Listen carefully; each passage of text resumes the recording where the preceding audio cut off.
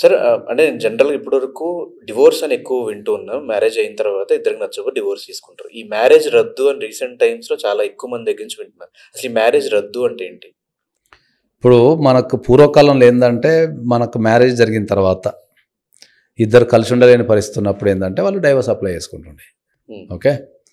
So ఇప్పుడు ఈ జనరేషన్కి వచ్చారికి ఏమవుతుంది అంటే మనకు మ్యారేజ్ జరిగేటప్పుడు అబద్ధాలు ఆడి మ్యారేజ్ చేసినా, లేకపోతే రోగాలు దాచిపెట్టి మ్యారేజ్ చేసినా, లేకపోతే అండు ఇన్ఫ్లుయెన్స్ అంటాం, అంటే ప్రలోభ పెట్టి నువ్వు నన్ను పెళ్లి చేసుకుంటే నీకు అది చేస్తా అని ప్రలోభ పెట్టో, బెదిరించో, భయపెట్టో ఈ రకంగా ఈ మ్యారేజ్ చేసుకున్నప్పుడు మ్యారేజ్ తర్వాత మనం వెళ్ళి ఓ పలానా వ్యక్తి నన్ను బెదిరించడం ద్వారా పెళ్లి చేసుకున్నా కాబట్టి దీన్ని రద్దు చేయండి అంటే మమ్మల్ని మా ఇద్దరిని భార్యాభర్తల కింద గుర్తించొద్దు ఓకే అనేది మ్యారేజ్ రద్దు చేయడం అంటారు.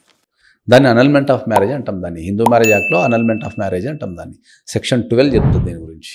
అంటే జరుగుతున్న మ్యారేజ్లలో మోసాలు చేసి మ్యారేజ్ చేసుకున్నా. ఎక్కువ ఏ మోసాలు జరుగుతుంటాయి?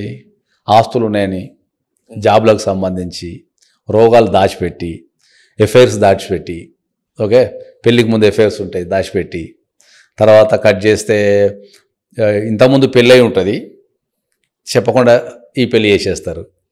డివోర్స్ కూడా అవే కదా సార్ కేసెస్? ఏవి? డివోర్స్ కేసెస్ కూడా అలాగే వస్తాయి కదా?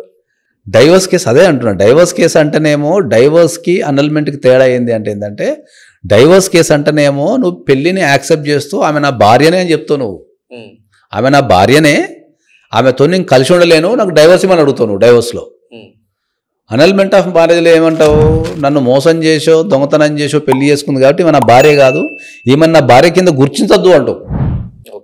అదే అనల్మెంట్ ఆఫ్ మ్యారేజ్.